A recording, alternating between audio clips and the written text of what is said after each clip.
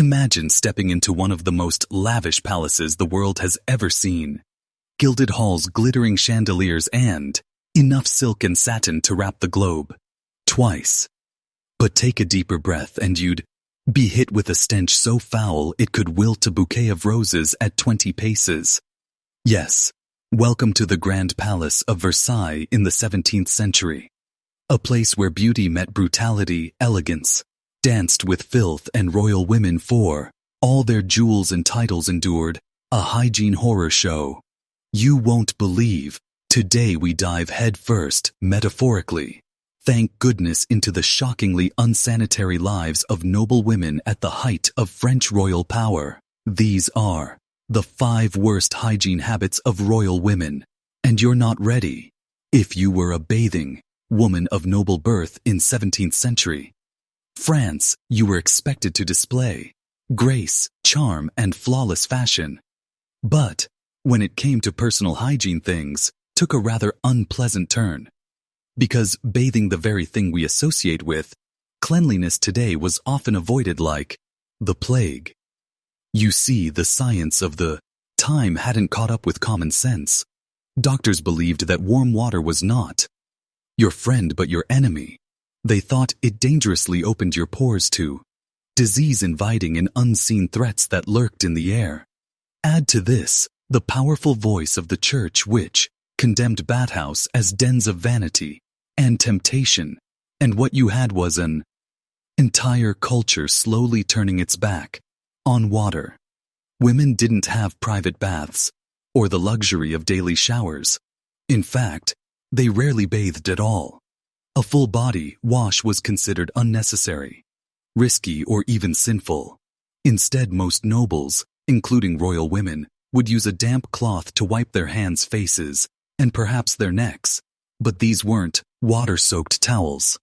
They were often moistened with alcohol, vinegar, or even saliva, which supposedly helped clean, without exposing the skin too much. To make matters even more disheartening, when it was time for a bath, and that was rare, it was usually a communal event. Families would bathe in the same tub of water, one after the other. And who got to go first? The men, of course. By the time a woman entered the tub, the water would be lukewarm, cloudy, and filled with residue. That's if there was even water left to soak in. The effect on the royal palace. Let's just say that the smell didn't stop at the stables. Visitors often commented on the overpowering scent that drifted through the halls of Versailles, a strange mixture of old perfume, body odor, animal fat, and mildew. It wasn't that the royals didn't care about appearances. They just had very different ideas about what was considered clean for women, especially who were expected to be paragons of beauty and sophistication. The contradiction was almost cruel, wrapped in silks, weighed down with jewelry and powdered to perfection, but underneath skin that hadn't seen soap in months. It was the very definition of looking good from afar and far from good up close. Now, if toilets, the lack of bathing, wasn't enough, the next hygiene habit, or rather, the complete lack of one, is something we truly take for granted today. Toilets. The Palace of Versailles was a marvel of architecture, dripping with luxury, housing the most powerful people in Europe. But here's the kicker. It had almost no proper toilets. That's right. Hundreds of rooms, thousands of guests, and barely a functioning bathroom in sight. Instead, the royal court relied on chamber pots, small portable bowls placed under beds, behind curtains, or in closets. When nature called, you used your pot. And then, well, someone, if not you, tossed it out the window. If the wind was unfortunate, or the street below too crowded, someone might get a very nasty surprise, and some courtiers didn't even bother with pots. Men were known to urinate off balconies or relieve themselves in the palace gardens. Visitors and foreign dignitaries were appalled at what they witnessed. It wasn't just a few incidents, it was systemic. The palace was infamous for its overwhelming stench, and the corridors often doubled as improvised toilets. Imagine being a lady and gliding through the halls in your elaborate gown, lifting your skirts carefully. Not just to show off your embroidery, but to avoid stepping in human waste. In fact, it got so bad that by 1715 a royal decree had to be issued stating that the palace corridors were to be cleaned once a week, not daily, not after an event, just once a week, because that was considered an improvement. And let's talk about wiping. Modern conveniences, like toilet paper, didn't exist.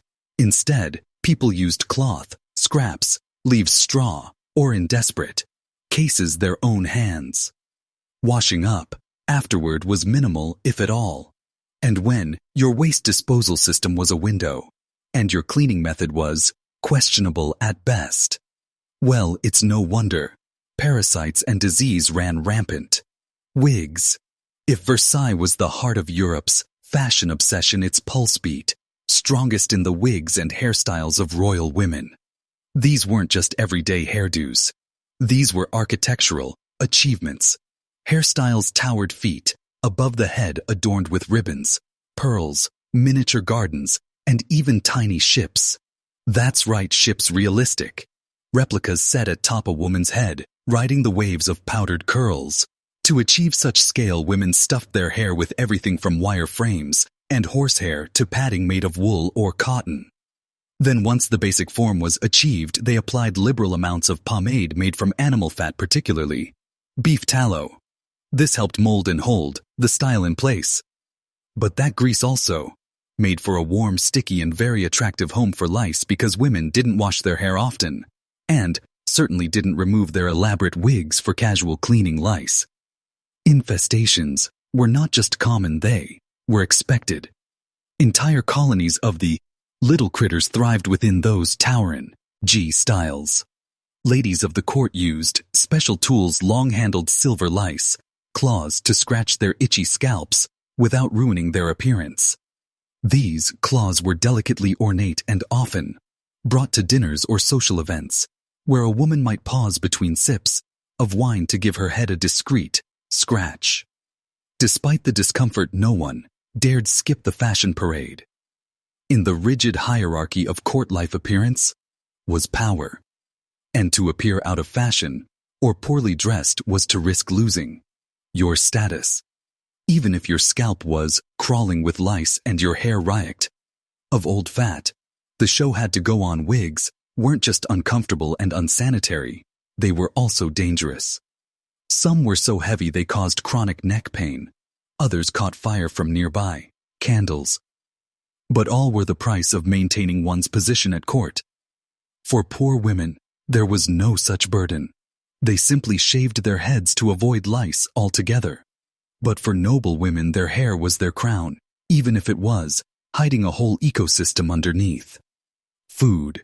Let's now turn our attention to something that should have brought joy. Food. After all, royal banquets were legendary tables groaning with meat pies, pastries, roasted pheasants, and sugared fruits. But lurking behind the luxury was a dark, stomach-churning reality.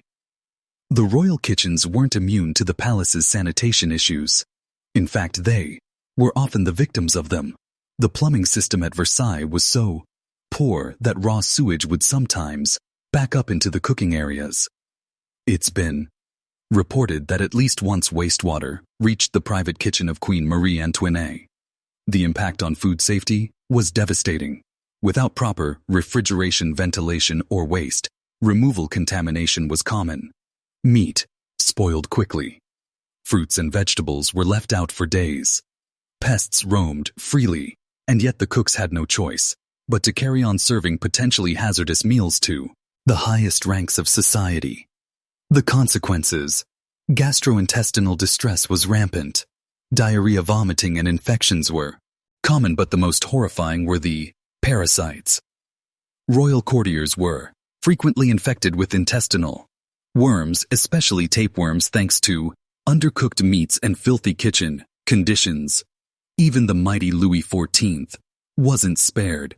He is said to have passed a 6-in-long tapeworm, a grim reminder that even the most powerful man in France was not above the consequences of poor hygiene. For the women of the court, dining was a delicate performance. They were expected to eat gracefully to chat, and flirt to toast and entertain. But, behind the elegant facade, many battled nausea cramps and more serious illnesses, all silently to maintain appearances. Childbirth. Finally, we arrive at what may be the most intimate and painful part of a woman's life. Childbirth. And for royal women, it wasn't just painful. It was public. In 17th century France, when a queen or high-ranking noble woman went into labor, it was considered a national event. Literally, the delivery room would be filled with courtiers, doctors, priests, and noble observers, all there to watch. Not assist, not support. Watch. When Queen Marie Therese gave birth, the room was so packed that it resembled a theater more than a medical ward. The reason royal births had to be witnessed: to prevent scandal. People feared that a stillborn or female baby might be swapped out for a healthy male heir. So, the entire process had to happen in full view. This meant that the mother, likely in excruciating pain and emotional distress, was surrounded by an audience during one of the most vulnerable moments of her life. There was no privacy, no dignity, just expectation. Marie Antoinette famously passed out after giving birth due to the oppressive heat and overwhelming crowd in her chamber. She wasn't the only one. Many women fainted, cried, or suffered complications, all while being watched, like a performance on stage. And childbirth was far from safe, with limited medical knowledge and no access to antibiotics. 1 in 3 children died before the age of 3. Mothers also faced high mortality rates, especially from infections caused by unwashed hands and unsterile tools. So while royal births were moments of national celebration, they were also marked by immense fear and physical suffering. The emotional toll on women who had to bear children under pressure, surveillance, and threat was staggering. So there you have it. 5 grotesque conclusion truths from the golden halls of the sighs. Beneath the glittering gowns, perfumed, drenched halls, and jeweled crowns royal, women lived lives filled with discomfort, indignity, and dangers that would make modern readers squirm.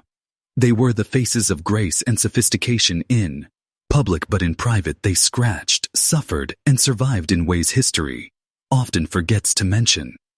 If you thought royal life was all ball gowns and banquets, think again. The real story, much messier and far more human. Until next time, keep exploring the past, because history isn't just fascinating, sometimes it's downright filthy.